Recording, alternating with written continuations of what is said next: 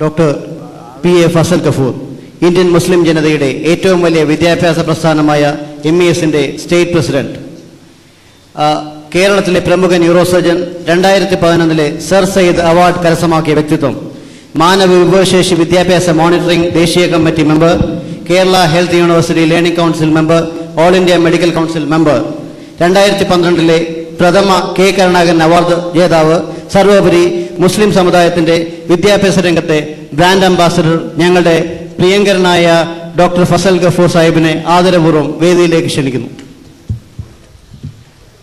ബഹുമാന ഹബീബ് സാഹിബ്, അസീസ് സാഹിബ്, ഞങ്ങളുടെ എന്താ പറയുക, ഒരു മ്യൂച്വൽ അഡ്മിറേഷൻ സൊസൈറ്റി എന്ന് പറയും. അതായത് നമ്മുടെ അലി സാഹിബ്, ഇബ്രാഹിം ഖാൻ സാഹിബ്, അതുപോലെ തന്നെ ഷുക്കൂർ സാഹിബ്, ഇതൊക്കെ ഞങ്ങൾ അങ്ങോട്ടും ഇങ്ങോട്ടും ഒരുപാട് ആദരവ് പ്രകടിപ്പിക്കുന്ന ആൾക്കാരാണ് അവർ. പിന്നെ സലാം സാഹിബ്, MES പ്രവർത്തകരെ, സുഹൃത്തുക്കളെ, അസ്സലാമു അലൈക്കും. മറ്റേ വിവാദത്തിലോട്ട് ഞാൻ കടക്കുന്നില്ല, ഈ വിവാഹപ്രായത്തിൻ്റെ. കാരണം നാളെ അല്ലെങ്കിൽ പത്രത്തിൽ അതാ ന്യൂസ് വരിക, അത് വേണ്ട. അത് പിന്നെ ഇന്ന് പറയണ വേറെ ഒന്നും ഉണ്ടാവില്ല, അതേ ഉണ്ടാവുള്ളൂ. അപ്പം അത് വേണ്ട. ബാക്കി കാര്യങ്ങൾ ഷുക്കൂർ സാഹിബ് പെട്ടെന്ന് എഴുന്നേറ്റ് പോണ്ട. കാരണം 10 കൊല്ലത്തെ UPA ഭരണത്തെ ഞാൻ വിലയിരുത്താൻ പോകണം. 10 കൊല്ലം എന്ന് പറഞ്ഞാൽ അതാണ് എന്തായാലും. അത് പക്ഷെ നിങ്ങൾക്ക് ഗുണകരമായിരിക്കും, അത് ഗുണകരമായിരിക്കും.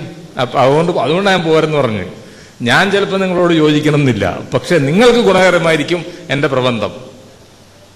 കാരണം 10 വർഷം അല്ലെങ്കിൽ ഒരു ദശാബ്ദമായിട്ട് മുസ്ലിം സമുദായത്തിന് ഇത്രയധികം അവസരങ്ങൾ കിട്ടിയ ഒരു കാലഘട്ടം ഇല്ല എന്ന് പറഞ്ഞാൽ ഇബ്രാഹിം ഖാൻ സാഹിബ് എന്നോട് യോജിക്കും. എത്രത്തോളം നമ്മൾ ഉപയോഗപ്പെടുത്തി അല്ലെങ്കിൽ ദുരുപയോഗപ്പെടുത്തി എന്നുള്ളത് വേറെ വിഷയം.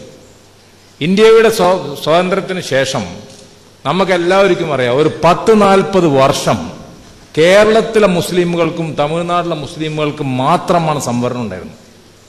ഒരു പ്രത്യേക സ്റ്റാറ്റസും ഒരു ന്യൂനപക്ഷ കമ്മീഷൻ പോലും പല സംസ്ഥാനങ്ങളിലും ഉണ്ടായിട്ടില്ല. ന്യൂനപക്ഷങ്ങൾക്ക് ഒരു തരത്തിലുള്ള ഒരു എന്തെങ്കിലും കൊടുത്തുപോയാൽ അത് വിവേചനമായി കണക്കാക്കിയിരുന്നു. ദാറ്റ് ഈസ് കോൾഡ് മൈനോറിറ്റിസം അല്ലെങ്കിൽ സൂഡോ സെക്കുലർ പൊളിറ്റിക്സ്.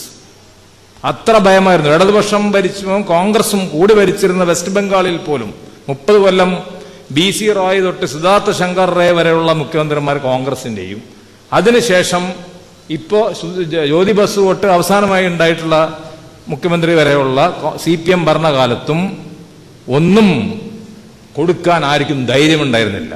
വെസ്റ്റ് ബംഗാളിൽ പോലും ഒരു സംവരണത്തിന് ഒരു സീറ്റ് കൊടുക്കാൻ പോലും നമ്മളവിടുത്തെ ദയനീയാവസ്ഥ കണ്ട ആൾക്കാരാണ് നമ്മളൊക്കെ. വെസ്റ്റ് ബംഗാളിൽ അത്തരത്തിൽ സെപ്പറേറ്റ് ഇലക്ട്രേറ്റ്സ് എടുത്തു കളഞ്ഞു. അപ്പൊ ഇലക്ട്രൽ സിസ്റ്റത്തിൽ നിന്ന് നമുക്ക് യാതൊരു മുൻതൂക്കവും ഇല്ലാതാക്കി മുമ്പ്.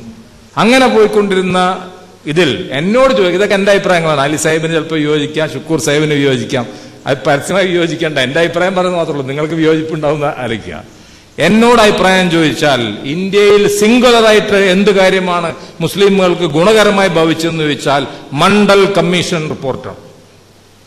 മണ്ഡൽ കമ്മീഷൻ റിപ്പോർട്ടിന് ശേഷം മണ്ഡലൈസേഷൻ ഓഫ് ദ പൊളിറ്റിക്സ് എന്ന് പറയും, പൊളിറ്റി എന്ന് പറഞ്ഞ മണ്ഡൽ കമ്മീഷൻ റിപ്പോർട്ട് പുറത്തു വന്നതോട് കൂടിയിട്ടാണ് എന്തെങ്കിലും ഒരു ആനുകൂല്യം ഇന്ത്യയിൽ കിട്ടിയത്. അതിനു മുമ്പ് സംവരണം ഉണ്ടായിരുന്ന ഏക ഒരു സംസ്ഥാനം എന്ന് പറഞ്ഞിരുന്നത് പെരിയാർ EV രാമസ്വാമി നായികരുടെ ദ്രാവിഡ ഫിലോസഫി ഉണ്ടായിരുന്ന പഴയ മദ്രാസ് സംസ്ഥാനമായിരുന്നു. അതിന്റെ ഭാഗമായിട്ട് മലബാർ വരികയും മുസ്ലിം ലീഗ് അടക്കമുള്ള ആൾക്കാർ പെരിയാറിന്റെ സുഹൃത്തുക്കളായതുകൊണ്ട് അവിടെ സംവരണത്തിന് പെരിയാർ എതിർപ്പ് പ്രകടിപ്പിച്ചില്ല എന്നുള്ളതാണ് സത്യാവസ്ഥ. അതാണ് DMK-യുമായിട്ടുള്ള മുസ്ലിമുകളുടെ ബന്ധം. BJP-യുടെ കൂടെ പിന്നീട് കരുണാനിധി പോയി, അത് വേറെ വിഷയമാണ്. പക്ഷെ DMK-ആയിട്ടുള്ള ബന്ധം. കോൺഗ്രസ് പാർട്ടിക്ക് പോലും ഒരു സംസ്ഥാനത്ത് പോലും മുസ്ലിമുകൾക്ക് സംവരണം നൽകാനായിട്ടുള്ള ധൈര്യം ഉണ്ടായിരുന്നില്ല. കോൺഗ്രസ് മുഖ്യമന്ത്രി ദേവരാജ് അർസിന്റെ കാലത്ത് അദ്ദേഹം ഹാവന്നൂർ കമ്മീഷൻ എന്ന് പറഞ്ഞിട്ട് ഒരു കമ്മീഷൻ വെച്ചു. ആ കമ്മീഷനിലാണ് ആദ്യമായിട്ട് മുസ്ലിമുകളെ പിന്നോക്കമായി പുറത്ത് കണക്കാക്കിയത്. പുറത്തുനിന്നുള്ള ഹിന്ദുക്കളുടെ കൂടെ കണക്കാക്കിയത്. അതുവരെയുള്ള ഇതെന്തായിരുന്നു വെച്ചാൽ, പല്ലവി എന്തായിരുന്നു വെച്ചാൽ, ഇതെല്ലാം ഹൈന്ദവ സമൂഹത്തിലുള്ള ഏറ്റക്കുറച്ചിലുകളാണ്, ജാതി. അപ്പൊ ജാതിയുടെ പേരിലാണ് സംവരണം. അതുകൊണ്ട് മുസ്ലിമുകൾക്ക് സംവരണം ഇല്ല. അതായിരുന്നു അന്നത്തെ പല്ലവി ഉണ്ടായിരുന്നു. കോൺഗ്രസ് ഇന്നത്തെ ഗവർണറായ നിഖിൽ കുമാറിന്റെ പിതാവായ സത്യേന്ദ്ര നാരായൺ സിൻഹയുടെ സ്പീച്ചസ് ഞാൻ കേട്ടിട്ടുണ്ട് ബീഹാർ അസംബ്ലിയിൽ.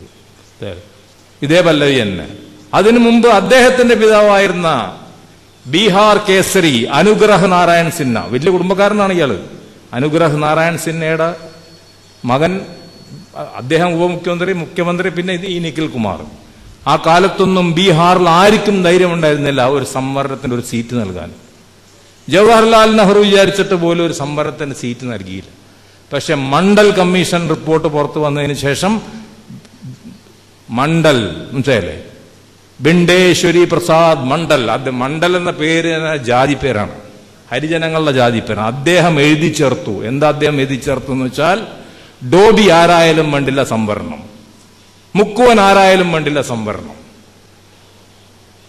അതാണ്. ആശാരി ആരായാലും വേണ്ടില്ല സംവരണം, അവിടെ നമ്മൾ മതം നോക്കണ്ടാണ്. അങ്ങനെ അദ്ദേഹത്തിന്റെ കണ്ടുപിടുത്തമാണ്. എത്ര ശതമാനം ഹിന്ദുക്കളുടെ ഇടയിൽ പിന്നോക്ക ജാതികളുണ്ടോ അത്ര ശതമാനം തന്നെ മുസ്ലിമുകളുടെ ഇടയിലും പിന്നോക്ക ജാതികളുണ്ട്. അതുകൊണ്ട് മുസ്ലിമുകൾക്ക് അത്ര ശതമാനം തന്നെ സംവരണം കൊടുക്കണം. അന്ന് തൊട്ടിട്ടാണ് ബീഹാറിൽ, ഉത്തർപ്രദേശിൽ ഇവിടെ എല്ലാം സംവരണം വന്നു തുടങ്ങിയത്. ബീഹാറിൽ കർപ്പൂരി ഠാക്കൂറിന്റെ കാലഘട്ടത്തിൽ, ഉത്തർപ്രദേശിൽ ചൗധരി ചരൺ സിംഗിന്റെ അനുയായികളുടെ കാലഘട്ടത്തിൽ ആണിത് വരാൻ തുടങ്ങിയത്, ഈ സംവരണങ്ങൾ വരാൻ തുടങ്ങിയത്. നിതീഷ് കുമാറിനെ പറ്റി ഒരു വാക്ക് പറയാം. അദ്ദേഹം എന്ത് ചെയ്തു എന്ന് വെച്ചാൽ, അദ്ദേഹം ഒരു ഉപസംവരണം സൃഷ്ടിച്ചു, കേരളത്തിലെ മാതിരി, മോസ്റ്റ് ബാക്ക്വേർഡ്. കാരണം എന്താ, ഈ സംവരണത്തിന്റെ ഏറ്റവും വലിയ പ്രയാസം എന്താണ്, കേരളത്തിലെ സംവരണം മറ്റുള്ള സംവരണം കൂടെ തമ്മിലുള്ള വ്യത്യാസം എന്താണെന്ന് ചോദിച്ചാൽ, കേരളത്തിൽ ഉപസംവരണമുണ്ട്. ഉദാഹരണമായിട്ട് 12% മുസ്ലിമിന് PSCയിൽ, 13% ഈഴവർക്ക്, 8% വിദ്യാഭ്യാസ രംഗത്ത് ഹയർ എഡ്യൂക്കേഷനിൽ, 9% ഈഴവർക്ക്, അങ്ങനെ ഒരു കണക്കുണ്ട്. അവിടെ അങ്ങനെയല്ല, 27% എന്ന് പറഞ്ഞാൽ എല്ലാവർക്കും കൂടെ കൂടിയിട്ടാണ്. അങ്ങനെ വരുമ്പോൾ പിന്നോക്കം നിൽക്കുന്ന മുസ്ലിംകൾ എവിടെയല്ലാതായിപ്പോയി. പ്രത്യേകിച്ച് UP, ബീഹാറിൽ ഈ സംവരണ സീറ്റുകൾ മുഴുവൻ യാദവ സമുദായത്തിനാണ് കിട്ടിയത്, യാദവർക്കാണ് കിട്ടിയത്. മണ്ഡലിന്റെ ബെനിഫിറ്റുകൾ കിട്ടിയത് യാദവ സമുദായത്തിന്. മുഖ്യമന്ത്രിമാർ മുഴുവനും, സുഭാഷ് യാദവ് ഉപമുഖ്യമന്ത്രി മധ്യപ്രദേശിൽ, മുലായം സിംഗ് യാദവ് മുഖ്യമന്ത്രി ഉത്തർപ്രദേശിൽ, ലാലു പ്രസാദ് യാദവ് മുഖ്യമന്ത്രി ബീഹാറിൽ, 3 യാദവ്. അപ്പൊ അത്തരത്തിൽ പോയിക്കൊണ്ടിരിക്കുന്ന ഒരു സംവിധാനം. കേരളത്തിൽ അങ്ങനെയല്ല. കേരളത്തിൽ ഇങ്ങനെ ഉപസംവരണം ഉള്ളത് കാരണമാണ് നമുക്ക് വലിയ മെച്ചങ്ങൾ കിട്ടാൻ കാരണം. ഏതായാലും അതിനെ പറ്റിയിട്ട് നമ്മളെല്ലാം ഡിമാൻഡ് അതാണ്, കോട്ട വിത്തിന കോട്ട, അതാണ് നമ്മുടെ ഡിമാൻഡ്. അത് കിട്ടണം എന്നുള്ളതാണ്. ഏതായാലും പല സംസ്ഥാനങ്ങളിലും മോസ്റ്റ് ബാക്ക്വേർഡിൽ മുസ്ലിങ്ങളെ പെടുത്തിയിരിക്കുന്നു എന്നുള്ളത് ശ്ലാഘനീയമായിട്ടുള്ള കാര്യമാണ്. ഇടതുപക്ഷങ്ങളെ സംബന്ധിച്ച് പറയുകയാണെങ്കിൽ അവർ ക്ലാസ് എന്നുള്ള ഇതിന്റെ പുറകിൽ പോയി. അതിന് പുറകിൽ പോയത് കാരണം വെസ്റ്റ് ബംഗാളിൽ കോൺഗ്രസിനും ധൈര്യമില്ല, ഇടതുപക്ഷത്തിനും ധൈര്യമില്ല സംവരണം നൽകാൻ. എന്തുകൊണ്ടെന്ന് പറഞ്ഞുതരാം. വെസ്റ്റ് ബംഗാൾ ഒരു ഫ്രോണ്ടിയർ സ്റ്റേറ്റ് ആണ്, അപ്പുറത്തെ വശത്ത് ബംഗ്ലാദേശാണ്. വിഭജനത്തിന്റെ ഏറ്റവും വലിയ കെടുതികൾക്ക്, ദ ഗ്രേറ്റ് കൽക്കട്ട കില്ലിംഗ് അടക്കം നടന്ന സ്ഥലമാണ്. അതുകൊണ്ട് രണ്ടുപേരും തയ്യാറായില്ല. രണ്ടുപേരും കുറ്റം പറയണ്ട, രണ്ടുപേരും നമുക്ക് കുറ്റം പറയാൻ പറ്റില്ല. അവിടെ സംവരണം നടപ്പാക്കാതിരുന്നേരും. കാരണം നടപ്പാക്കിയാൽ എന്തായിരിക്കും റിയാക്ഷൻ എന്നുള്ള ഭയം എല്ലാവർക്കും ഉണ്ട്. ഏതായാലും ഇങ്ങനെ പോയപ്പോൾ, കാര്യങ്ങൾ പോയപ്പോൾ, നേരത്തെ ഞാൻ കോൺഗ്രസ് മുഖ്യമന്ത്രി ദേവരാജ് അർസിനെ പ്രശംസിച്ചു. അദ്ദേഹം പിന്നീട് അർസ് കോൺഗ്രസ് ഉണ്ടാക്കി പോയി, അത് വേറെ വിഷയം. അതേമാതിരി തന്നെ കോൺഗ്രസ് മുഖ്യമന്ത്രി YS രാജശേഖർ റെഡ്ഡിയുടെ കാലഘട്ടത്തിലാണ് ആദ്യമായിട്ട് ആന്ധ്രാപ്രദേശിലെ മുസ്ലിമുകൾക്ക് സംവരണം ഏർപ്പെടുത്തി. അദ്ദേഹം 4% സംവരണം അവിടെ ഏർപ്പെടുത്തി. അത് ഏർപ്പെടുത്തിയതിന്റെ അതിൽ സുപ്രീം കോടതിയിൽ ചാലഞ്ച്, ഹൈക്കോടതിയിൽ പോയി ചാലഞ്ച്. പക്ഷെ ഇപ്പൊ നിലനിൽക്കുന്നു, ജോലിയിലും നിലനിൽക്കുന്നുണ്ട്, വിദ്യാഭ്യാസ രംഗത്തും നിലനിൽക്കുന്നു. വെസ്റ്റ് ബംഗാളിനെ സംബന്ധിച്ച് സച്ചാർ കമ്മീഷൻ റിപ്പോർട്ടാണ് വലിയ പ്രശ്നമായി മാറി. സച്ചാർ കമ്മീഷൻ റിപ്പോർട്ട് വരികയും അതിനെ UPA ഗവൺമെന്റിനെ നമ്മൾ അഭിനന്ദിച്ചേ പറ്റൂ. കാരണം വെച്ചാൽ ആദ്യമായിട്ട് ഇത്രയും വേഗതയോട് കൂടിയിട്ട് ഒരു റിപ്പോർട്ട് സമർപ്പിക്കുകയും അത്ര തന്നെ വേഗതയോട് കൂടിയിട്ട് പാർലമെന്റ്, പണ്ട് മണ്ഡൽ കമ്മീഷൻ റിപ്പോർട്ട് ഇന്ദിരാഗാന്ധി 10 കൊല്ലം പൂർത്തിവെച്ച കോൺഗ്രസ്സുകാർ ഈ കാര്യത്തിൽ വളരെ ശുഷ്കാന്തി കാണിച്ചു. 2 കോൺഗ്രസ്സുകാരോട് ഇരിക്കുന്നത് അത് മനസ്സിലാക്കിക്കൊണ്ടാണ് ഞാൻ പറയുന്നത്. പെട്ടെന്ന് ഈ റിപ്പോർട്ട് സമർപ്പിക്കുകയും പാർലമെന്റ് അത് അപ്രൂവ് ചെയ്യുക. പാർലമെന്റ് ഇത്തരത്തിലുള്ള റിപ്പോർട്ട് അപ്രൂവ് ചെയ്യുക എന്ന് പറഞ്ഞാൽ അതിന്റെ ബെനിഫിറ്റ്സ് ഭയങ്കരമാണ്. കാരണം ലീഗൽ ചാലഞ്ച് ഉണ്ടാവില്ല, സംവരണത്തിന് ചാലഞ്ച് ഉണ്ടാവില്ല, അഡീഷണൽ എയ്ഡ് കൊടുക്കുന്നതിന് ചാലഞ്ച് ഉണ്ടാവില്ല. ഇതിലൊന്നും ഡിസ്ക്രിമിനേഷൻ എന്ന് പറയാൻ പറ്റൂല. മറ്റേ ഡിസ്ക്രിമിനേഷനാണ്. ഒരു കൂട്ടർക്ക് എയ്ഡ് കൊടുത്തു വിചാരിച്ചു, ബൈത്തുൽ റഹ്മ അവർക്ക് മാത്രം, മറ്റൊരിക്കില്ല എന്ന് പറഞ്ഞാൽ കോടതി പോകരുത്. എന്താണ് അവർക്കില്ലാത്തതെന്ന്. അപ്പൊ അതേമാതിരിയുള്ള പ്രശ്നങ്ങൾ ഉണ്ടാവാതിരിക്കാനുള്ള കാരണം കോൺഗ്രസ് മുഖ്യമന്ത്രിയായിട്ടുള്ള YS രാജശേഖർ റെഡ്ഡിയുടെ കാലഘട്ടത്തിൽ പിന്നീട് സച്ചാർ കമ്മീഷൻ റിപ്പോർട്ട് വരികയും സച്ചാർ കമ്മീഷന്റെ അഫിർമേറ്റീവ് ആക്ഷന്റെ ഭാഗമായിട്ട് എടുത്തിട്ടുള്ള സംവരണത്തിന്റെ വേറൊരു ഉദാഹരണം പറഞ്ഞുതരാം. അതിനുശേഷമാണ് മണ്ഡൽ കമ്മീഷൻ റിപ്പോർട്ടിൽ പറഞ്ഞിരുന്ന ഹയർ എഡ്യൂക്കേഷനിലെ സംവരണം വരുന്നത്. അതായത് IAS, IFS ഇതിലൊക്കെ സംവരണം വന്നു, സർവീസസിൽ സംവരണം വന്നു, ഓൾ ഇന്ത്യ ഇൻസ്റ്റിറ്റ്യൂട്ടിൽ സംവരണം വന്നു. പണ്ടൊരു ഗോസ്വാമി തീ കൊളുത്തിയതൊക്കെ നമുക്കറിയാലോ. ഇപ്പൊ ഒരു ഗോസ്വാമിമാരും ഇല്ല, ഗോസ്വാമിയൊക്കെ വീട്ടിലിരിക്കും, അല്ലേ, ഒക്കെ വീട്ടിൽ പോയി. കാരണം ബാക്ക്വേർഡ് ക്ലാസ് പൊളിറ്റിക്സ് ആണ് വടക്കേ ഇന്ത്യ ഡോമിനേറ്റ് ചെയ്യുന്നത്. അതുകൊണ്ട് ഒരു ഗോസ്വാമിയും കാണുന്നില്ല. അത് കോൺഗ്രസിന്റെ ഒരു പരാജയമായിട്ട് ഞാൻ കാണുന്നു. കാരണം ഇത്രയും വലിയ ഈ ഗോസ്വാമിമാരുടെയൊക്കെ കൂടെ നിന്നത് കൊണ്ടാണ് അവസാനം മണ്ഡലൈസേഷന്റെ കാലഘട്ടത്തിൽ പിന്നോക്ക വോട്ടുകൾ നിങ്ങൾക്ക് നഷ്ടപ്പെട്ടു.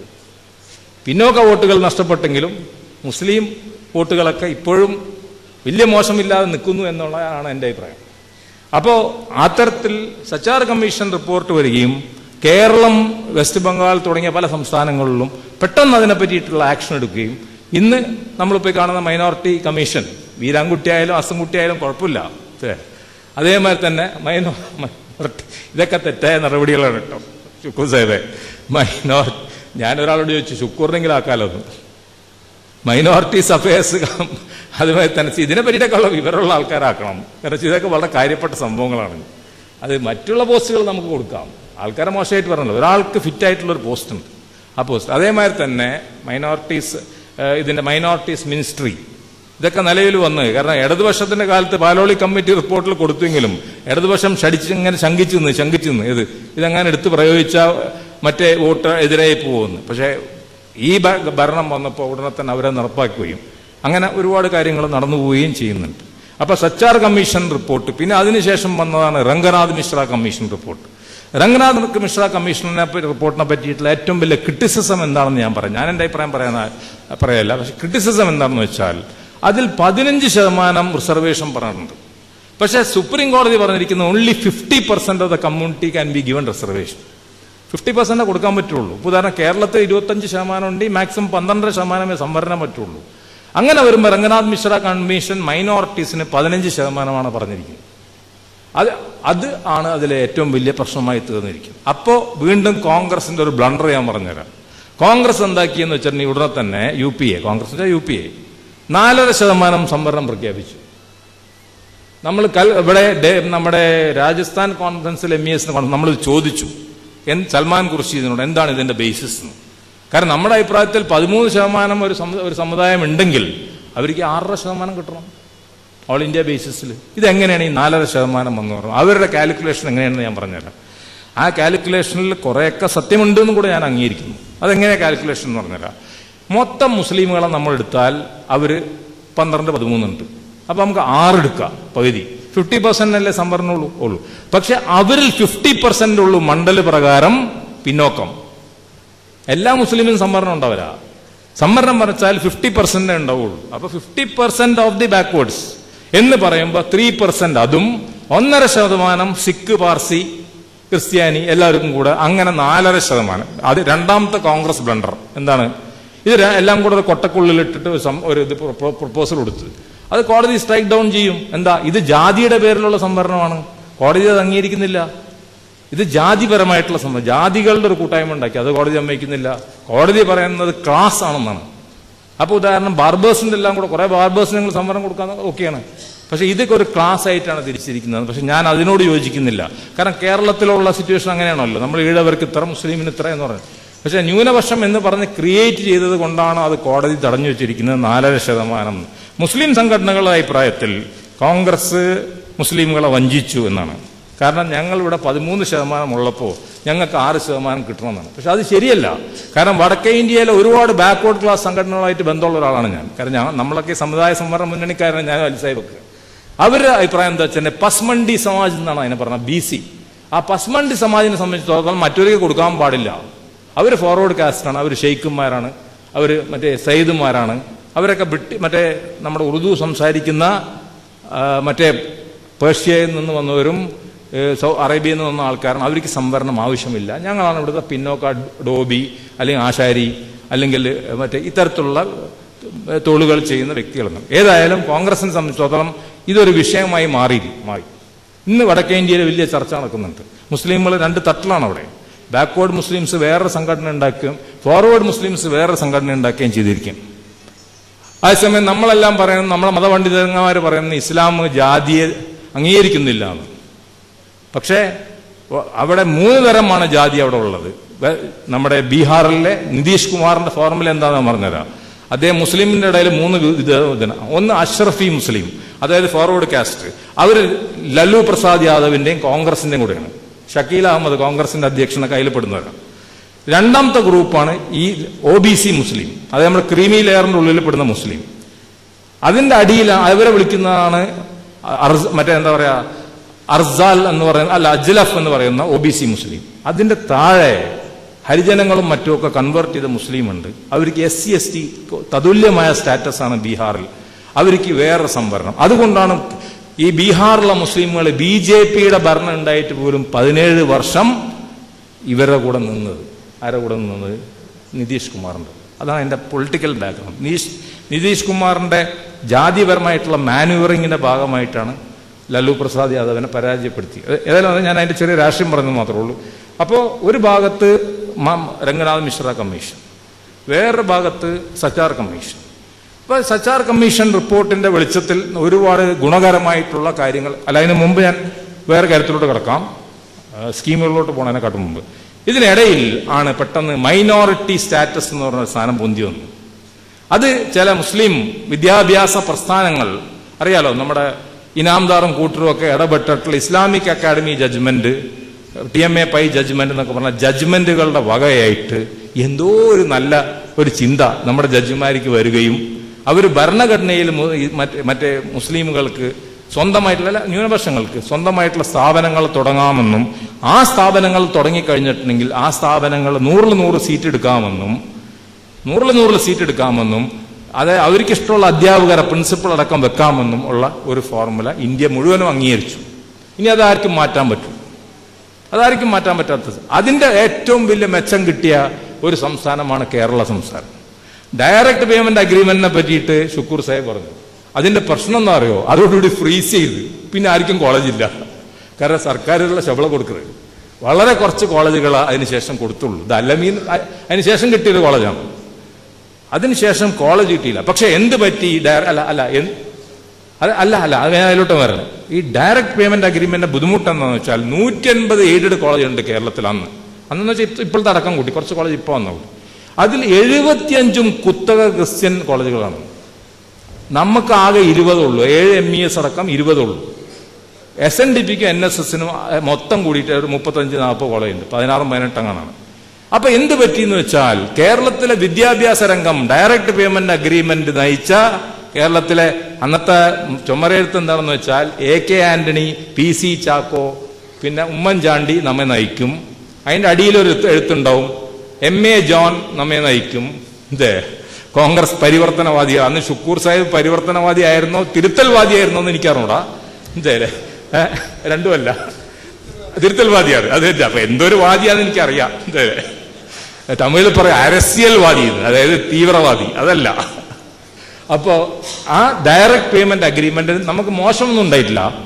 നമ്മുടെ സ്ഥാപനങ്ങളൊക്കെ രക്ഷപ്പെട്ടു പോയെങ്കിൽ കൂടി അതിൽ ഒരു പെർമനന്റ് സിറ്റുവേഷൻ, ഒരു പെർമനന്റ് മോണോപ്പൊളി കേരളത്തിലെ വിദ്യാഭ്യാസ രംഗത്ത് സൃഷ്ടിച്ചിരിക്കുകയാണ്. ഉദാഹരണമായിട്ട് 3000 ചില സ്കൂളുകൾ ക്രൈസ്തവ സഭയുടെ ഉണ്ട്. ഹൈന്ദവർക്കും മുസ്ലിമിനും കൂടിയിട്ട് 3000 പോലും ഇല്ല. മുസ്ലിമിന് 1000-ൽ ചോടെ സ്കൂളുള്ളൂ.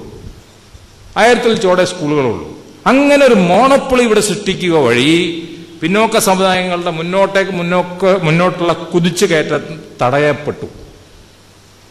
അതാണ് എൻ്റെ ഒരു വിശകലനമാണ്. MESനൊക്കെ നല്ലതാണ്, ശമ്പളം സർക്കാർ കൊടുത്തോളൂ, അത് വേറെ വിഷയം. പക്ഷെ ബേസിക്കലി നമ്മൾ നോക്കുമ്പോൾ അങ്ങനെ നമ്മൾ ഒരുപാട് വർഷം നമ്മൾ പിന്നിലായി പോയി. ഇടയ്ക്കൊരു അല്ലമീൻ കോളേജ്, ഇടയ്ക്കൊരു മാറമ്പള്ളി കോളേജ്, അങ്ങനെ 2 കോളേജിലെ കിട്ടിയുള്ളൂ. പക്ഷെ നമ്മൾ വളരെ പുറയിലായിപ്പോയി. കാരണം കോഴ്സ് കൊടുക്കുന്നത് ഇവരിക്കണം. ഇപ്പൊ ഒരു പുതിയൊരു കോഴ്സ് വന്നാൽ ഈ ടീമിനെ കിട്ടുള്ളൂ. നിങ്ങൾ ഷുക്കൂർ സാഹിബിന്റെ അടുത്ത് പണ്ട് മുഹമ്മദ് അലി ജിന്ന ഗാന്ധിയോട് പറഞ്ഞ സ്ഥിതിയായിപ്പോയി. ജിന്നയും ഗാന്ധിയും കൂടെ സംവാദം വന്നു. അപ്പൊ പറഞ്ഞു നിങ്ങൾ ജനാധിപത്യമൊക്കെ അംഗീകരിക്കണം എന്നൊക്കെ ഗാന്ധി ഭയങ്കര ഡയലോഗ് അടിച്ചു. ജിന്ന പറഞ്ഞു, mister Gandhi, the problem is that you have 3 votes but I only have 1 vote. Same സിറ്റുവേഷനാണ് അവിടെ നിൽക്കുന്നത് വിദ്യാഭ്യാസ രംഗത്ത്. അവരുടെ കുത്തക നിലനിൽക്കണം. ഇനി ഓട്ടോണോമസ് കോളേജ് കൊടുത്താൽ ഉണ്ടാവാൻ പോണ സംഭവം ഞാൻ പറഞ്ഞുതരാം. 44 കോളേജ് കേരളത്തിൽ എലിജിബിൾ ആണ് ഓട്ടോണോമസിന്. അത് നാക് അക്രഡിഷൻ A വേണം, അതാണ് ഏറ്റവും മുഖ്യം. അതില്ലെങ്കിൽ ആരും കയറ്റൂല. അതിൽ 26 കോളേജും ക്രൈസ്തവ കോളേജാണ്, 6 കോളേജ് മുസ്ലിം ഉണ്ട്. അതിൽ 4 എണ്ണം MES ആണ്, 4 5 MES ആണ് ഉള്ളൂ.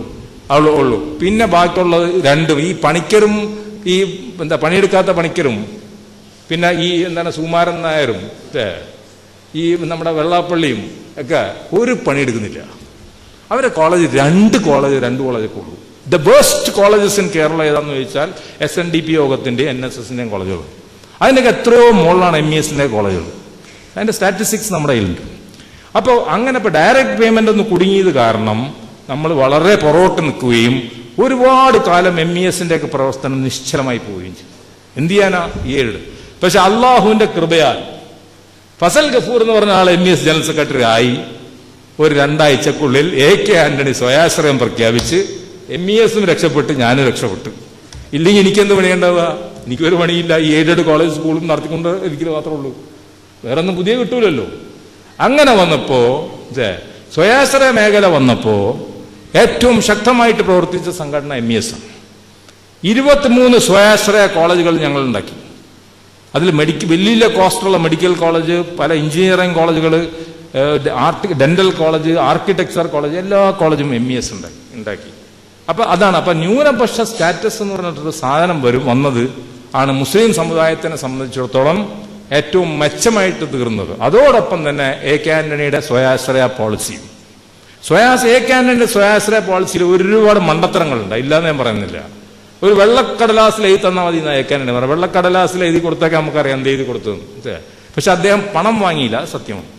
പക്ഷെ അതുകൊണ്ട് എന്തുണ്ടായെന്ന് വെച്ചാൽ കൺട്രോൾ ഇല്ലാതായി പോയി. അതുകൊണ്ട് എന്തുണ്ടായെന്ന് പറയാം, നേട്ടവും ഇതും പറഞ്ഞുതരാം. 100 എഞ്ചിനീയറിംഗ് കോളേജ് 100 ചില എഞ്ചിനീയറിംഗ് കോളേജ് കേരളത്തിൽ സ്വയാശ്രയിൽ വന്നതിൽ 44 മുസ്ലിമാണ്. 44 എണ്ണം മുസ്ലിമാണ്.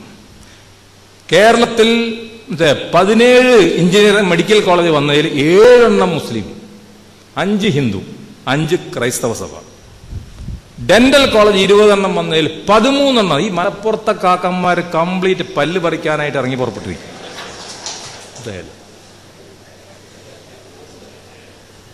പല്ല് പറിക്കാനായിട്ട് ഇറങ്ങി എല്ലാം മുക്കലും മൂലക്കലൊക്കെ കോളേജ്. ഇതൊക്കെ നിങ്ങൾ പോയി അന്വേഷിച്ച് നോക്കിയാൽ കാണാം. അവിടെ കാണാം മുക്കൽ മൂലയിലൊക്കെ ഡെന്റൽ കോളേജ്. 1ഉം 2ഉം നിങ്ങളുടെ സുഹൃത്ത് CP ബാവാജിക്ക് ഒരു 3 ഡെന്റൽ കോളേജ് ഉണ്ട്. ഇപ്പോൾ ചെറുതിനെയും കൊണ്ട് വരണുണ്ട്. ഞാൻ നോക്കി പഠിച്ചു എൻ്റെ കൂടെ. ഞാൻ ഒരു എയർപോർട്ടിൽ വെച്ച് കണ്ടപ്പോൾ. അല്ല സത്യം പറഞ്ഞുകൊണ്ട് കുഴപ്പമൊന്നുമില്ലല്ലോ. എന്തായാലേ എനിക്ക് 101 ഭാര്യമാരുണ്ടെങ്കിൽ എനിക്കില്ലാന്ന് പറയാൻ പറ്റുമോ? ഉണ്ടല്ലോ. അല്ല തമാശ പറഞ്ഞാണെങ്കിലും ഓക്കെ.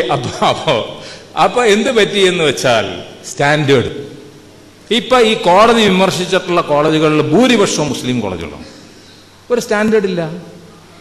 എന്നാൽ കൂടി പോട്ടെ, സ്റ്റാൻഡേർഡ് വേണം. മുസ്ലിം സമുദായത്തിന് എന്ത് നേട്ടം ഉണ്ടായെന്ന് വെച്ചാൽ ഏതൊരു മുസ്ലിമിൽ നിന്ന് പഠിക്കാനുള്ളൊരു സാഹചര്യം ഉണ്ടായി. ഞാൻ അങ്ങനെ പോസിറ്റീവായിട്ട് അത് കാണുന്നു. എന്തായാലേ നമുക്ക് വലിയ മെറിറ്റൊന്നുമില്ല ആ കാലത്ത്. ഇത് തുടങ്ങുന്ന കാലത്ത് നമുക്ക് ആർക്കും വലിയ മെറിറ്റില്ല. നമ്മുടെ മക്കൾക്ക് പോലും മെറിറ്റില്ല. നമ്മുടെ തന്നെ സ്വന്തം മക്കൾക്ക് മെറിറ്റില്ല. പക്ഷേ ഈ കോളേജുകൾ വന്നത് കാരണം നമ്മുടെയൊക്കെ മക്കളൊക്കെ പഠിച്ചു. അല്ലേ, വലിയ മാർക്കൊന്നും ആവശ്യമില്ല. ചെറിയ മാർക്ക് കുറഞ്ഞവന് ചെറിയ കോളേജ് കുഴപ്പമില്ല. MES പഠിക്കാൻ പറ്റില്ല, കുറച്ച് മാർക്ക് ഉണ്ടെങ്കിലേ പഠിക്കാൻ പറ്റുള്ളൂ. താഴത്തോട്ടുള്ള പഠിച്ചു. അപ്പോൾ ഒരു ഫസ്റ്റ് ജനറേഷനെ സംബന്ധിച്ചിടത്തോളം ഒരു ഡിഗ്രിയാണ് നമുക്ക് വേണ്ടത്. അതിൻ്റെ മികവ് നമ്മൾ നോക്കേണ്ട ആവശ്യമില്ല. അങ്ങനെ വലിയൊരു വിജയം നമ്മളെ സംബന്ധിച്ചിടത്തോളം ഇതിലുണ്ടായി. ഇതേമാതിരി തന്നെ ആന്ധ്രാപ്രദേശിലുണ്ടായി, ഇതേമാതിരി തന്നെ കർണാടകയിലുണ്ടായി വലിയൊരു വിജയം. മുസ്ലിം സമുദായം ഭയങ്കരമായിട്ട് വിദ്യാഭ്യാസ രംഗത്ത്. ആന്ധ്രയിൽ 100 ചില്ലാനും മുസ്ലിം എഞ്ചിനീയറിംഗ് കോളേജ് ഉണ്ട്. 100 ചില്ലാനും മുസ്ലിം എഞ്ചിനീയറിംഗ് കോളേജ് ഉണ്ട് ആന്ധ്രയിൽ, രാജശേഖർ റെഡ്ഡിയുടെ കാലത്ത് കൊടുത്ത. അപ്പോൾ പലരും വന്ന് എന്നോട് ചോദിക്കും, അതുകൊണ്ടെന്താ പണക്കാർ മാത്രമല്ലേ പഠിക്കുന്നു, മാനേജ്മെന്റ് സീറ്റിൽ പൈസ കൊടുത്തിട്ടല്ലേ പഠിക്കുന്നു? അതിന്റെ കണക്കും കൂടെ ഞാൻ പറഞ്ഞുതരാം. അതിലാണ് എനിക്ക് വലിയ റോളുള്ളത്. ഈ 50-50 ഇവരാരും കത്തോലിക്ക സഭ അംഗീകരിച്ചില്ല. ഞാൻ പോയിട്ട് 50-50 ഓഫർ ചെയ്ത്. എന്താ കാരണം എന്ന് ഞാൻ പറഞ്ഞുതരാം. ഒന്നാം തന്നെ നമ്മുടെ കൂട്ടത്തിലുള്ള അധികം കച്ചവടക്കാരാണ്. അവരുടെ അടുത്ത് 50 ഇങ്ങോട്ട് വാങ്ങിച്ചാൽ നമ്മുടെ സാധുക്കൾക്ക് എന്തെങ്കിലും കിട്ടുള്ളൂ, സഭയുടെ മാതിരിയല്ല. 2, ആന്റണിയുടെ ഫസ്റ്റ് മിനിസ്ട്രി, ആന്റണിയുടെ മിനിസ്ട്രിയുടെ സമയത്ത് എനിക്ക് ഐഡിയ പോയില്ല. പക്ഷെ സെക്കൻഡ് മിനിസ്ട്രി വന്നപ്പോൾ എന്ത് പ്രശ്നം പറ്റിയെന്നാല്, MA ബേബി വന്നപ്പോൾ എന്ത് പ്രശ്നം പറ്റിയെന്ന് വെച്ചാൽ നമ്മൾ നോക്കിയപ്പോൾ എന്താ കണ്ടത്, നമ്മുടെ കുട്ടികളെല്ലാം വലിയ പൈസ കൊടുത്ത് പഠിക്കുന്നു, വലിയ ഫീസിൽ പഠിക്കുന്നു നമ്മുടെ കുട്ടികളൊക്കെ. നോക്കുക, മറ്റുള്ളവർ ചെറിയ ഫീസിന് പഠിക്കുന്നത്, അത് ക്രോസ് സബ്സിഡി. അതുകൊണ്ട് കത്തോലിക്ക സഭ ക്രോസ് സബ്സിഡി എതിർത്തു. പക്ഷെ ഞാനൊരു ഫോർമുല കൊണ്ടുവന്നു MA BB എടുത്ത്. ഞാൻ പറഞ്ഞു 50% സീറ്റ് നിങ്ങൾക്ക് തരാം, പക്ഷേ സംവരണം നടപ്പാക്കണം, SC/ST സംവരണം, OBC സംവരണം നടപ്പാക്കണം. രണ്ടാമത് ഞങ്ങൾക്കൊരു കമ്മ്യൂണിറ്റി കോട്ട വേണം, അതിനകത്ത് 15% കമ്മ്യൂണിറ്റി കോട്ട. അതായത് MBBSന് 15, നമ്മൾ 50 സീറ്റ് സർക്കാരിന് കൊടുക്കുകയാണെങ്കിൽ 15 സീറ്റ് ഞങ്ങൾക്ക് തിരിച്ചു തരണം. 4 സംവരണ സീറ്റ് കിട്ടും, 2 or 3 മെറിറ്റ് സീറ്റും കിട്ടും. അപ്പോൾ ഒരു 20-22 സീറ്റ് ഞങ്ങൾക്ക് കിട്ടും. അതിൽ പകുതി കുട്ടികൾക്ക് BPL താഴെയുള്ളവർക്ക് 25,000 രൂപ ഫീസും, മുകളിലുള്ളവർക്ക് 150 ഫീസും. 2 middle class, lower class. Upper class ഇപ്പുറത്തുണ്ട്, അവർക്ക് 4.5 ലക്ഷം അല്ലെങ്കിൽ 5 ലക്ഷം രൂപ ഫീസ്. മുകളിലുള്ള NRIകൾക്ക് നിങ്ങളുടെ സുഹൃത്ത് ഭാവിനൊക്കെ 7, 8, 10 ഞങ്ങൾ വാങ്ങും. എന്താ വെറുതെ കിട്ടിയ കാശല്ലേ നമ്മൾ എടുത്തോളത്. അപ്പോ ആ നിലക്ക് MA BBയുമായിട്ടുണ്ടാക്കിയ ആ ഉടമ്പടി ആണ് ഇന്നും നിലനിൽക്കുന്നത്. ഇന്നും അതാണ് നിൽക്കുന്നത്. ഒരു മാറ്റവും അതിൽ കാര്യമായിട്ടുണ്ട്. ഇപ്പോഴും 25,000 ഫീസൊക്കെ നിലനിൽക്കണം. അങ്ങനെ നമ്മൾ നോക്കുമ്പോൾ 7 മെഡിക്കൽ കോളേജിൽ നമ്മൾ നോക്കുമ്പോൾ ഏകദേശം 7x20-25 എന്ന് പറയുമ്പോൾ 180ഓളം പാവപ്പെട്ട മുസ്ലിം വിദ്യാർത്ഥികൾ. അപ്പോൾ 10 കൊല്ലത്തിൽ എത്രയായി?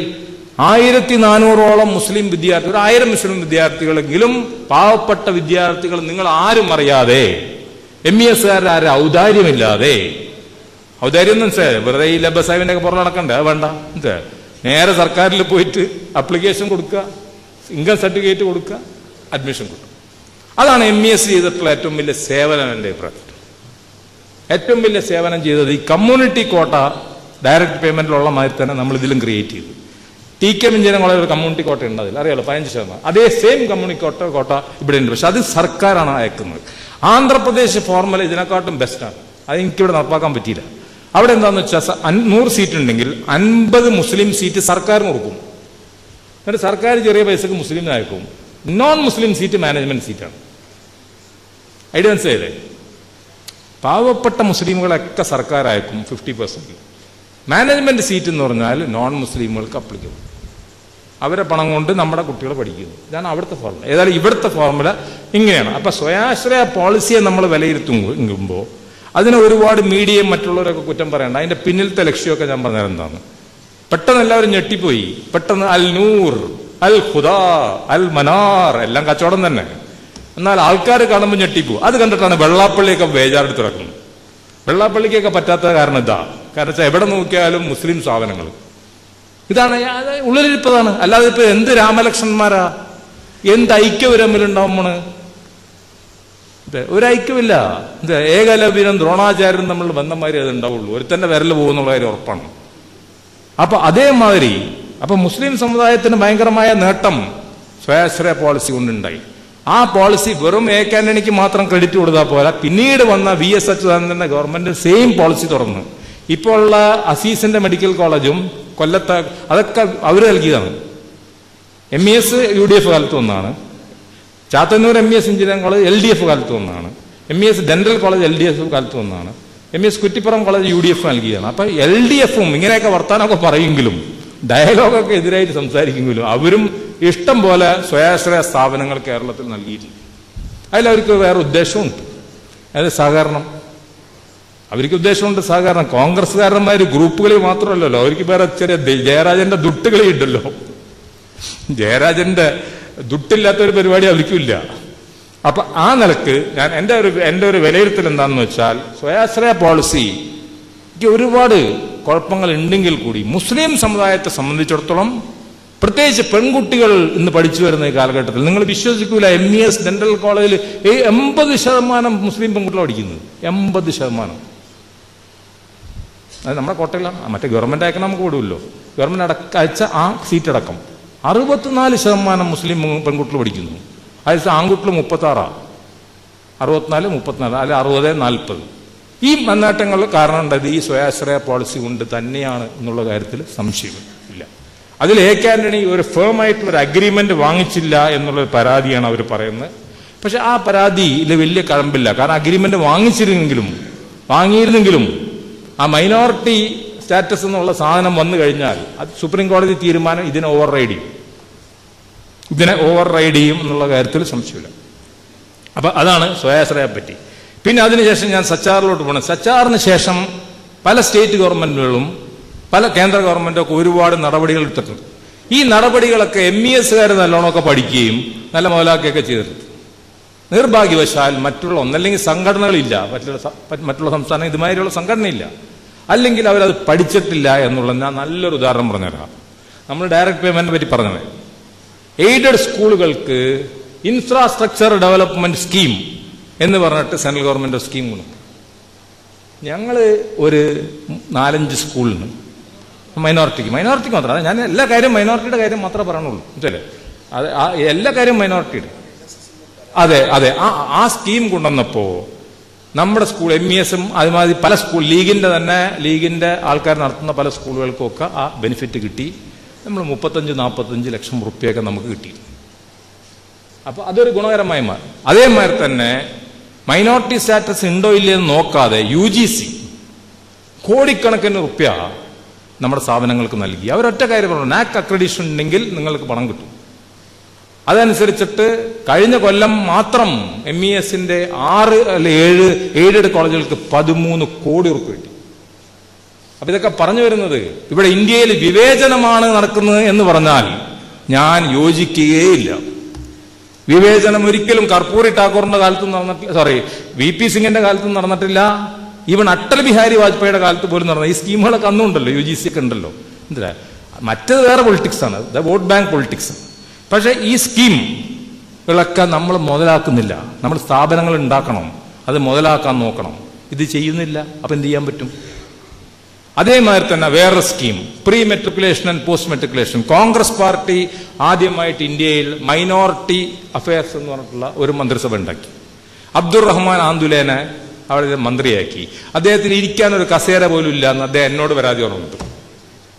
എന്തായാലേ അങ്ങനെയൊക്കെ തുടക്കം കുറച്ച് മോശമായിരുന്നെങ്കിലും എന്തായാലേ പിന്നീട് കാര്യങ്ങളൊക്കെ ഇമ്പ്രൂവ് ചെയ്ത് വരികയും ഇപ്പോൾ റഹ്മാൻ ഖാനൊക്കെ വന്നതിന് ശേഷം വളരെ വ്യത്യാസങ്ങൾ വന്നുകൊണ്ടിരിക്കുന്നുണ്ട്. പക്ഷെ അതിന് ഫണ്ട്സ് കുറവാണ്, ഒരുപാട് പ്രശ്നങ്ങളുണ്ട്. അത് നമ്മുടെ വയലാർ രവിയുടെ ഗതിയാണത്. ആ മിനിസ്റ്റർക്ക് NRI മിനിസ്റ്റർ എന്നൊക്കെ പറഞ്ഞാൽ അങ്ങോട്ടൊക്കെ പോകാന്നല്ലാതെ അതിന്റെ ബഡ്ജറ്റ് എവിടെ? അല്ലേ, ബഡ്ജറ്റ് ഇല്ലല്ലോ കാര്യമായിട്ട്. അപ്പൊ അതേമാതിരി എന്നാലും ഒരു മിനിസ്ട്രി, മൈനോറിറ്റീസ് അഫയേഴ്സ് മിനിസ്ട്രി എന്ന് പറഞ്ഞ മിനിസ്ട്രി ഉണ്ടാക്കി. മൈനോറിറ്റി കമ്മീഷന് ഭയങ്കരമായിട്ടുള്ള ശക്തി നൽകി. ഒരു ഉദാഹരണം ഞാൻ പറയാം. അർജുൻ സിംഗിന്റെ കാലഘട്ടത്തിൽ അദ്ദേഹം മൈനോറിറ്റി കമ്മീഷനുകളെ ശക്തിപ്പെടുത്തി, ഇല്ലേ? അതിന്റെ ഫലമായിട്ട് Siddiqui Sahib, justice Siddiqui minority commission ചെയർമാനായപ്പോൾ അദ്ദേഹം മൈനോറിറ്റി സ്റ്റാറ്റസ് കൊടുക്കാത്ത സംസ്ഥാനങ്ങളിലുള്ള ആരായാലും 3 മാസം കാത്തിരിക്കുക, അത് കഴിഞ്ഞിട്ട് അവിടെ വരിക, നിങ്ങൾക്ക് മൈനോറിറ്റി സ്റ്റാറ്റസ് കിട്ടും.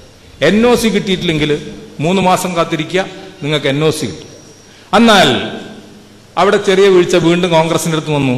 യൂണിവേഴ്സിറ്റി അഫിലിയേഷൻ വേണം. ബീഹാറിലെയും ഗുജറാത്തിലെയും രാജസ്ഥാനിലെയും മധ്യപ്രദേശിലെയും BJP ഗവൺമെന്റുകൾ അവിടെ യൂണിവേഴ്സിറ്റി അഫിലിയേഷൻ കൊടുക്കൂല. അപ്പൊ അതിനന്നൊരു ഇതുകൊണ്ടൊന്നും അർജുൻ സിംഗ് സെൻട്രൽ യൂണിവേഴ്സിറ്റിയിൽ അഫിലിയേറ്റ് ചെയ്യാന്ന് പറഞ്ഞിട്ട്, പക്ഷെ അത് നടപ്പാക്കിയിട്ടില്ല. അപ്പൊ നമുക്ക് NOC കിട്ടി ഗവൺമെന്റ് അഫിലിയേഷൻ തരുന്നില്ലെങ്കിൽ ഒരു സെൻട്രൽ യൂണിവേഴ്സിറ്റിയിൽ ഏതായാലും ഇത്തരത്തിലുള്ള കാര്യങ്ങളെ പറ്റിയിട്ടൊക്കെ വളരെ വളരെ വളരെ നല്ല രീതിയിൽ UPA 1 and 2 കാലഘട്ടത്തിൽ ചർച്ച നടന്നു. ഇടതുപക്ഷവും അതിലൊരു പങ്ക് വഹിച്ചിട്ടുണ്ട് എന്ന് പറയാതിരിക്കാൻ പറ്റില്ല. അവരിതിലൊക്കെ, കാരണം ഞാൻ അവരായിട്ടൊക്കെ ഒരുപാട് സമ്പർക്കം പുലർത്തുന്ന ഒരു വ്യക്തി എന്നുള്ള ആൾക്ക് അവരുടെ സൈഡിൽ നിന്നും ഇതിനൊക്കെ ഒരുപാട് പിന്തുണ കിട്ടിയിട്ടുണ്ട്. വർഗീയതയുടെ കാര്യത്തിൽ അവരാണല്ലോ ബെറ്റർ, BJP-നെക്കാട്ടും മറ്റൊരുക്കാട്ടും. അപ്പോൾ അങ്ങനെ വന്നപ്പോൾ വേറൊന്ന് മൈനോറിറ്റി കമ്മീഷന്റെ മറ്റൊരു സ്റ്റേജ് എന്താന്ന് വെച്ചിട്ടുണ്ടെങ്കിൽ, ഉദാഹരണം നമുക്കൊരു സ്ഥാപനം തുടങ്ങണം, അവർ തരാൻ തയ്യാറില്ല. മൈനോറിറ്റി കമ്മീഷൻ ഉടനെ തന്നെ മൈനോറിറ്റി സ്റ്റാറ്റസ് ഒന്ന് NOC ഇഷ്യൂ സ്ഥാപനമായി, പക്ഷേ യൂണിവേഴ്സിറ്റി അഫിലിയേഷൻ തരുന്നില്ല. അവിടെയാണ് അത് കുടുങ്ങിയിരിക്കുന്നത്. ഏതായാലും മൈനോറിറ്റി കമ്മീഷൻ എന്ന് പറഞ്ഞിട്ടുള്ള സംഭവം വരികയും സിദ്ദീഖി സാഹിബ് രാജ്യം മുഴുവൻ നടന്ന് ഇതിന് പബ്ലിസിറ്റി കൊടുക്കുകയും, ചിലർക്കൊരു ഗുണമുണ്ട്, സെൽഫ് പബ്ലിക്. ഉദാഹരണം ഞാൻ തന്നെ നടന്ന എനിക്ക് പബ്ലിസിറ്റി നൽകിയാൽ നിങ്ങൾക്ക് കുറെ ഗുണം കിട്ടുമല്ലോ, കാരണം കുറെ വിവരം നിങ്ങൾക്ക് കിട്ടുമല്ലോ. അപ്പൊ ഈ സിദ്ദീഖിയുടെ ഓട്ടം കാരണം, പ്രയാണം കാരണം നമുക്ക് എല്ലാവർക്കും വളരെ ഗുണം കിട്ടുകയും ചെയ്തു. അപ്പൊ മൈനോറിറ്റി സ്റ്റാറ്റസ് എന്നുള്ള സംഭവം ഇപ്പോൾ ഭരണഘടനയിൽ ഉണ്ടായിരുന്ന വെറും കടലാസായിട്ട് ഉണ്ടായിരുന്നത് കഴിഞ്ഞ ഗവൺമെന്റുകളുടെ കാലത്തിൽ ഇത് ശക്തമായിട്ട് നടപ്പാക്കി എന്നുള്ള ഒരു വലിയൊരു വിഷയം. സച്ചാർ കമ്മീഷൻ റിപ്പോർട്ട് പാസ്സാക്കിയതിന് ശേഷമാണ് ഇടതുപക്ഷം ഒന്ന് അനങ്ങി തുടങ്ങിയത്. അത് അനങ്ങി തുടങ്ങിയത് മമതാ ബാനർജിയെ മേടിച്ചിട്ടാണോ അല്ല, അത് വേറെ വിഷയം. പക്ഷേ ഇന്നിപ്പോൾ അവിടെയും സംവരണം നടപ്പാക്കിയിട്ടുണ്ട്. പക്ഷെ മിസ്റ്റേക്ക് എന്താണെന്ന് വെച്ചാൽ ക്രീമി ലെയർ എന്ന് പറഞ്ഞിട്ടുള്ള സാധനം അവിടെ കൊണ്ടുപോയിട്ടുണ്ട്. ഈ ക്രീമി ലെയറെ പറ്റിയിട്ട് കേരളത്തിലെ ക്രീമി ലെയർ വിഷയമല്ല ഇന്ത്യക്ക് പുറത്ത്, കേരളത്തിന് പുറത്തുള്ളത്. കേരളത്തിൽ കുറേയേറെ സാമ്പത്തികമായി ഉയർന്ന ആൾക്കാരായതുകൊണ്ട് ക്രീമി ലെയർ ചിലപ്പോൾ ആവശ്യമായി തീർന്നത്. പക്ഷെ അവിടെ സംബന്ധിച്ചിടത്തോളം IAS-നായാലും IFS-നായാലും നമ്മുടെ സ്കോളർഷിപ്പിനായാലും ക്രീമി ലെയർ ഉപയോഗിച്ച് കഴിഞ്ഞാൽ അവിടെ ആകെ പഠിച്ചു വരുന്നത്. ഉദാഹരണമായിട്ട് കേരളത്തിലെ ആദ്യത്തെ വിദ്യാർത്ഥി MBBS വിദ്യാർത്ഥി ആരാന്ന് ചോദിച്ചാൽ നിങ്ങൾക്ക് അറിയുമോ എന്ന് അറിഞ്ഞൂടാ. കേരളത്തിലെ ഒരു മെഡിക്കൽ കോളേജിൽ പഠിച്ച ആദ്യത്തെ മുസ്ലിം വിദ്യാർത്ഥി ആരാണ്? ഒരു ക്വിസ് ചോദ്യമാണ്. അഭിമാനപൂർവ്വം ഞാൻ പറയുന്നത് എൻ്റെ വാപ്പ PK അബ്ദുൽ ഗഫൂറാണ്.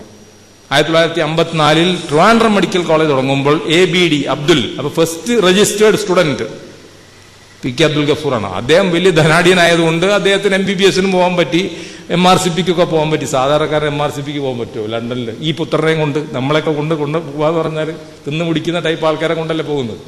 അപ്പോ ആ പറഞ്ഞു വരുന്നതിന്റെ അർത്ഥം എന്താണെന്ന് വെച്ചാൽ അങ്ങനെ ആയാലും അപ്പൊ ക്രീമി ലെയർ വിഷയത്തിൽ പലവട്ടം LDF ആയിട്ട് ഞാൻ ബേബിയായിട്ടും കാരാട്ടായിട്ടൊക്കെ ഞാൻ പറഞ്ഞ് സംബന്ധിച്ചിട്ടുള്ള മാറ്ററാണ് ഇത്. ഈ ക്രീമി ലെയർ പക്ഷെ അവർ ക്രീമി ലെയറിൽ ഉറച്ചു നിൽക്കുന്നു എന്നുള്ളതാണ്. അപ്പൊ ക്രീമി ലെയർ ഉപയോഗിക്കുന്നിടത്തോളം കാലം വടക്കേ ഇന്ത്യയിൽ ഇതിന്റെ ബെനിഫിറ്റ്സ് ഉണ്ടാവില്ല, ഈ സംവരണങ്ങളുടെ ബെനിഫിറ്റ്സ് ഉണ്ടാവില്ല. കാരണം ഫസ്റ്റ് ജനറേഷൻ പഠിച്ചു വരുന്നവർ പണക്കാരുടെ മക്കൾ ആയിരിക്കും. അപ്പോൾ ആ നിലക്ക് ആ ബെനിഫിറ്റുകൾ ഈ വ്യക്തികൾക്ക് കിട്ടൂല. അപ്പൊ അതിനടിയന്തരമായിട്ടുള്ള നടപടി എടുക്കണം. പക്ഷേ പാർലമെന്റിന്റെ റെസൊല്യൂഷനിലൂടെ അല്ലാതെ എന്തൊക്കെ അതിന്റെ നിയമവശമൊക്കെ അലിസാഹിബ് പറഞ്ഞവർ ഇതൊക്കെ എങ്ങനെയാണ് മാറ്റിയെടുക്കേണ്ടതെന്നൊക്കെ, അത് മാറ്റിയെടുക്കാതെ ഇത് നടപ്പാവുകയില്ല എന്നുള്ളതാണ് സംഭവം. ഇനി ഒന്ന് രണ്ട് കാര്യങ്ങൾ കൂടെ പറഞ്ഞുകൊണ്ട് ഞാൻ അവസാനിപ്പിക്കുകയാണ്. ഒന്ന്,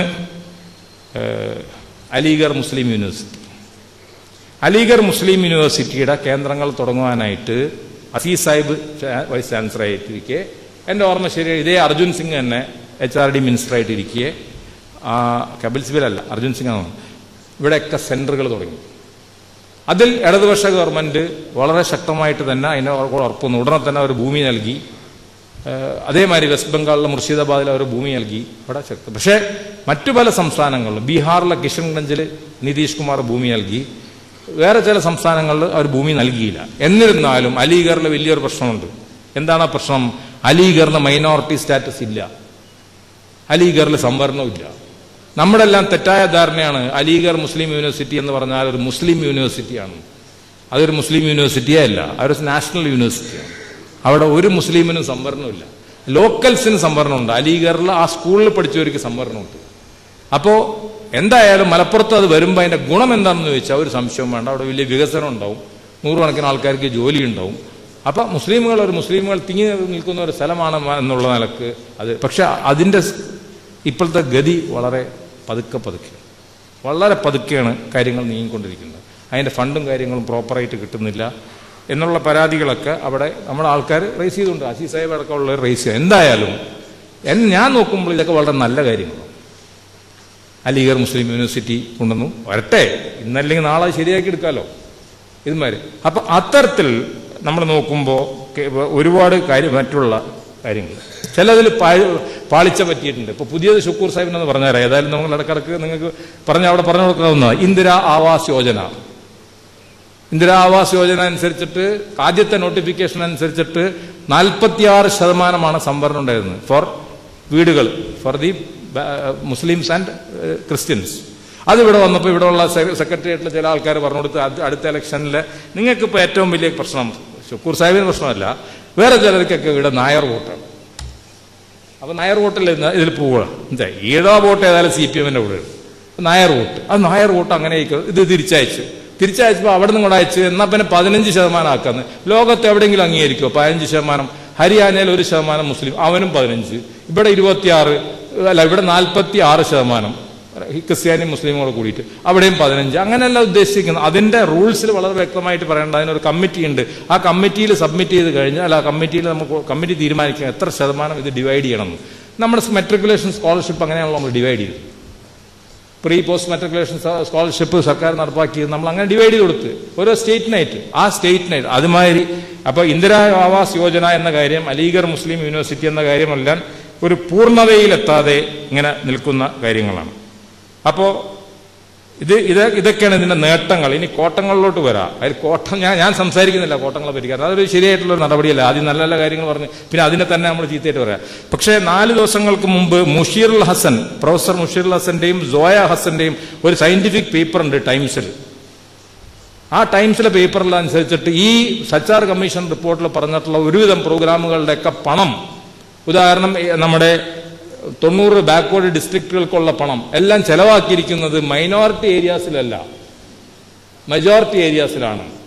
അപ്പോൾ ഈ പണം മുഴുവനും മുസ്ലിമുകളുടെ പേരിൽ വിതരണം ചെയ്യുകയും അവസാനം പണമൊക്കെ മറ്റുള്ളവർ അപഹരിച്ചെടുക്കുകയും ചെയ്യുകയാണെന്നുള്ള വലിയ കാര്യപ്പെട്ട ഒരു പരാതി മുഷീറുൽ ഹസൻ, അദ്ദേഹം ഏതായാലും നമ്മൾ അംഗീകരിക്കും, KN മണിക്കരുടെ മാരിയൊക്കെ ഒരു ഉന്നതനായിട്ടുള്ള ഒരു ബുദ്ധിജീവിയാണ്, അദ്ദേഹത്തിൻ്റെതായിട്ടുള്ള ഇതുണ്ട്, അതൊക്കെ നിങ്ങൾ പഠിക്കേണ്ടതാണ്. അത് നമ്മളിപ്പോൾ കുറ്റമായിട്ട് പറയാം. രണ്ടാമതുള്ളത് നമുക്ക് പറയാനുള്ളത് എന്താണെന്ന് വെച്ചാൽ, നമുക്ക് കുറേ പിന്നോക്ക സമുദായങ്ങൾക്കുള്ളവർക്ക് നമുക്ക് ഇതൊക്കെ തരുന്നുണ്ട്, സംവരണവും മറ്റൊക്കെ കിട്ടുന്നുണ്ട്. പക്ഷെ ഞങ്ങൾ കാണുന്ന ദൗർഭാഗ്യകരമായിട്ടുള്ള കാര്യം എന്താണെന്ന് വെച്ചാൽ, പാവപ്പെട്ട വിദ്യാർത്ഥികൾക്ക് സർക്കാർ കൊടുക്കുന്ന സംവരണം കോഴിക്കോട്ടെ വലിയങ്ങാടിയിലെ കച്ചവടക്കാരൊക്കെ ഫോൾസ് സർട്ടിഫിക്കറ്റ് നൽകിക്കൊണ്ട്, അല്ലെങ്കിൽ ഗൾഫുകാർ ഫോൾസ് സർട്ടിഫിക്കറ്റ് നൽകിക്കൊണ്ട് 25,000 രൂപ മാത്രം ആനുവൽ ഇൻകം ആണെന്ന് പറഞ്ഞ ഒരു കുട്ടി MES മെഡിക്കൽ കോളേജിൽ സ്കോഡ കാറിൽ വന്നിറങ്ങി.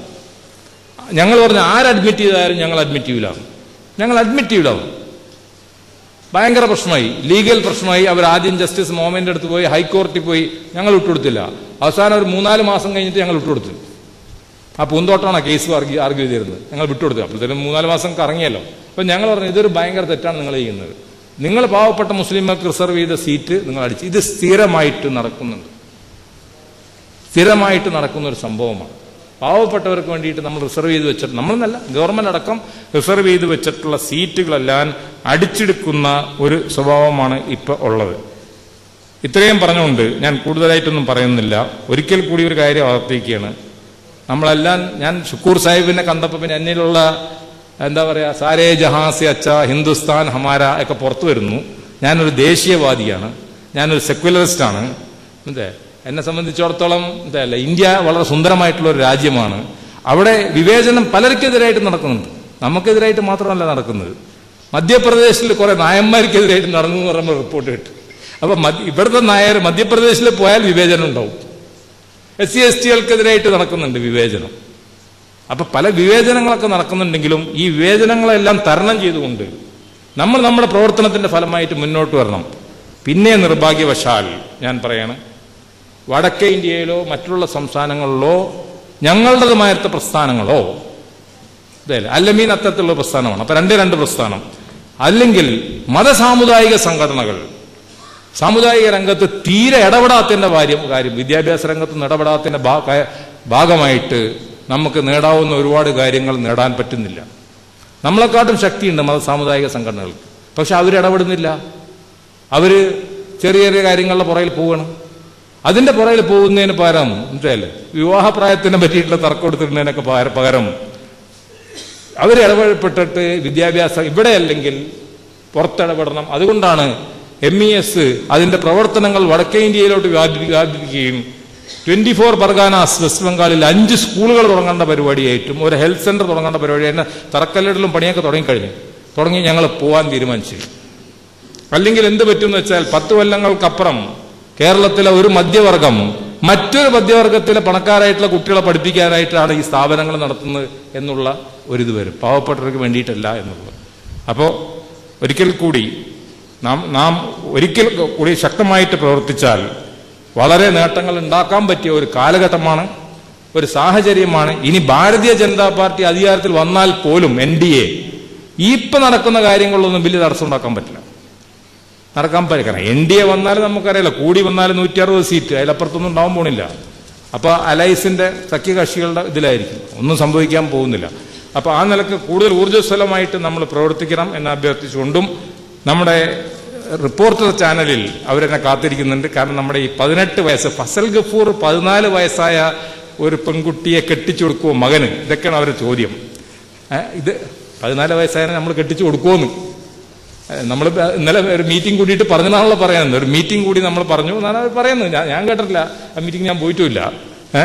അപ്പൊ കുഞ്ഞാലിക്കുട്ടി പറഞ്ഞ മാതിരി എനിക്ക് അതിന് ഉത്തരം പറയാൻ പറ്റില്ല, എനിക്കറിയണം നടക്കണമെന്ന്. അപ്പൊ ഇന്ന് കുഞ്ഞാലിക്കുട്ടി സാഹിബ് അങ്ങനെ പറഞ്ഞിട്ടില്ല, എനിക്കറിയണം എന്താ നടക്കണമെന്ന്. അപ്പോൾ അതേമാതിരി ഞാൻ ഒരു ചർച്ചയിലോട്ട് പോവുകയാണ്. നിങ്ങളോടെല്ലാം നന്ദി രേഖപ്പെടുത്തിക്കൊണ്ട് എൻ്റെ വാക്കുകൾ ഉപസംഹരിക്കുന്നു. അസ്സലാമു അലൈക്കും.